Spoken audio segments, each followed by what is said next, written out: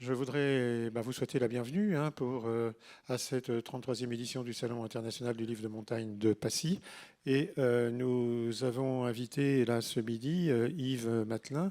Yves Matelin qui a été gendarme de haute montagne au PGHM et qui a publié l'année dernière un livre intitulé Vivre à tire d'aile, publié aux éditions du Mont Blanc, Catherine Destivelle. Je salue Catherine Destivelle d'être présente ici ce midi. Voilà. À la suite d'un événement imprévisible, Yves Matelin a dû réinventer sa vie. Il a dû réinventer d'autres expériences sur Terre, dans les airs et sur mer. Et plus très récemment, il a touché un ULM parce que c'est un pilote diplômé et qui a eu toutes les autorisations pour pouvoir voler en solitaire.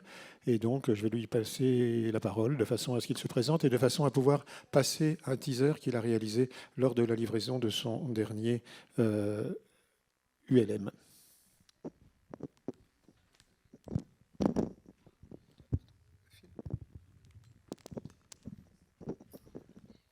Bonjour à tous. Alors tout d'abord, je tiens à remercier Catherine Destivelle et les éditions du Mont Blanc d'avoir édité mon livre Vivre à tire d'aile et Michel Morisseau de m'avoir invité au Salon du livre de montagne à Passy. Alors en venant ici, je me demandais quel lien je pouvais avoir avec la thématique cette année, marche en page.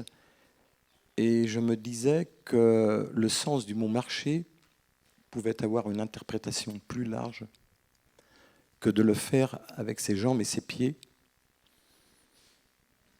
et d'être en marche vers un but à atteindre. Le mien a bien été, cette fois-ci, de le faire avec mes bras pour avoir une vie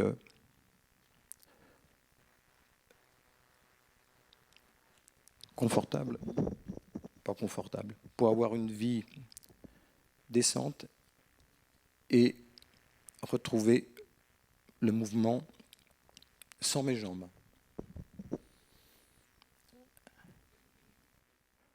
Mon récit évoque bien l'impérieuse urgence de vivre le plus intensément possible plutôt que de me lamenter sur mon sort. Alors voilà, dans une autre vie, j'étais moniteur de ski, guide et secouriste de haute montagne. Un jour de janvier 1989, lors d'un entraînement à l'Aiguille du Midi, la tête ailleurs, à quelques mois de tenter l'ascension de l'Everest, j'ai fait une chute à ski sur les 200 mètres de la face sud qui m'a laissé lourdement handicapé sur le plan moteur. Je ne m'étais jamais posé la question de ce que je ferais si un tel accident m'arrivait. Et je dirais instinctivement que j'aurais préféré mourir. Pour me relever de cette déflagration du corps et de l'esprit, le retour à la vie ne s'est pas fait en un jour, mais en paliers, comme on remonte d'une plongée en eau profonde.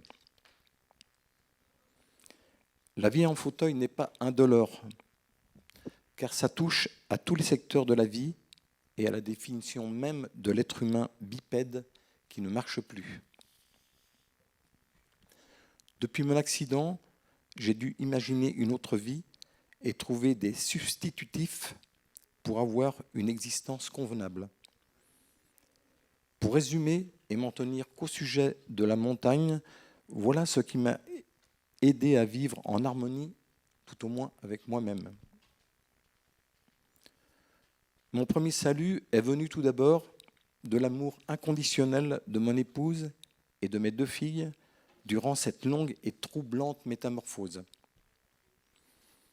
À la sortie de l'hôpital, j'ai appris qu'il était possible de piloter un avion sans les pieds dans un aéroclub spécialisé aux Mureaux. Après avoir repassé mon permis de conduire, j'ai pris mes premières leçons avec des anciens pilotes de chasse de Normandie-Niemen jusqu'à voler de mes propres ailes.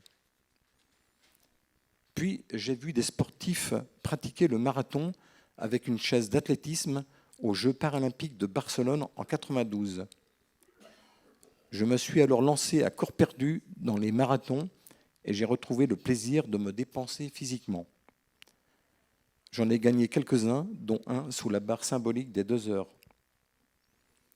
L'hiver 93 a été déterminant dans ma vie d'homme handicapé, avec la découverte du ski assis dans une école de ski suisse. Je pouvais enfin m'extraire de ma chaise et revenir en montagne, peu importe si c'était en position assise. De retour en France, j'ai créé Ski Assis Évasion, la première école de ski tout spécialement conçue pour recevoir des personnes en fauteuil roulant. C'était une belle reconversion d'être à nouveau utile pour un public mis à l'écart des sports d'hiver jusqu'à maintenant. Voir les stagiaires arriver la mine triste et les voir repartir le visage éclairé d'un large sourire était une immense récompense pour toute notre équipe de moniteurs. Et puis, j'en ai eu assez d'aller en région parisienne pour voler et j'ai créé l'aéroclub Esperavia à Annecy-Mettais, dont le but était de faire découvrir l'aviation à des personnes défavorisées. Breveté avion, j'ai assuré pendant de longues années les baptêmes de l'air de l'association et je voyais plein de joie dans les yeux de mes passagers. Depuis mon premier vol au Mureaux, mon idée était bien de revenir en montagne par la voie des airs. Pour se poser sur les altiports et les altisurfaces françaises, il faut avoir la qualification montagne. Après de longues démarches administratives, j'ai enfin été autorisé à passer cette qualification et cela a été la première qualification délivrée à un pilote handicapé à titre expérimental. Pour finir, j'ai passé mon brevet d'ULM et j'ai fait l'acquisition d'une machine équipée d'une commande manuelle intégrale conçue depuis 14 mois par un constructeur basé à Gap et que je vais présenter début septembre au Salon mondial de l'ULM à Blois. Depuis 4 ans, je me suis mis à gravir les plus hauts cols des Alpes avec un vélo à la force des bras. C'est le seul moyen pour moi de rester en bonne santé. Voilà, dans l'engagement et le dépassement de soi, que l'on soit valide ou handicapé, il n'y a pas de condition plus noble l'une que l'autre. Dans ce témoignage, je ne souhaite pas être assimilé au courage, trop souvent associé à de l'apitoiement, ni être montré du doigt comme une exception formidable en stigmatisant ceux qui ne parviennent pas à s'en sortir. Aujourd'hui, je me vois comme un soignant à part entière en étant un passeur de vie par la transmission de mes passions. Tout bien réfléchi, je ne regrette pas d'avoir continué à vivre.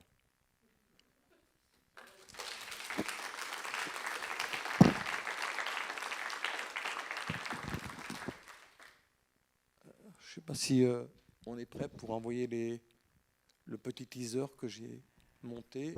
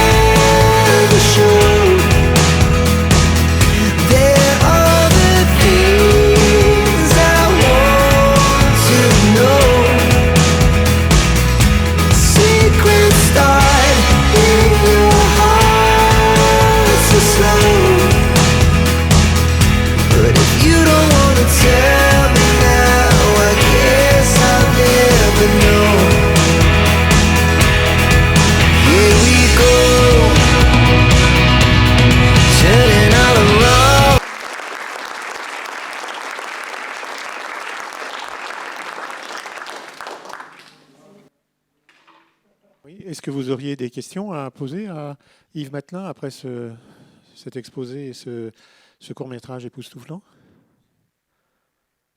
Non? En tout cas, si vous n'avez pas de questions, donc je vous invite vraiment à lire son ouvrage, hein, Vivre à tire d'aile, qu'il pourra dédicacer, je pense, au stand de Catherine Westphal, non, au-dessus de la terrasse, là. Et vraiment, je vous le recommande parce que c'est un livre qui donne de l'espoir et qui aide à réfléchir sur ce que l'on peut faire dans des situations extrêmes. Et puis, ce que vous apprendrez dans ce livre, c'est toute la générosité de l'auteur qui a créé des associations pour venir en aide et apporter du bonheur et du plaisir à des personnes qui avaient, comme lui, des handicaps moteurs qui les empêchaient, a priori, de faire des activités physiques, mais dont ils ont pu surmonter en raison de l'aide apportée dans diverses associations, soit dans le domaine du ski, soit dans le domaine de l'aviation, soit peut-être aussi dans le domaine de l'aviation. Voilà, en tout cas, merci Yves d'être venu. Et puis, bonne chance pour dédicacer ces livres de façon à se mettre en tête de gondole des éditions du Mont Blanc. Voilà, merci.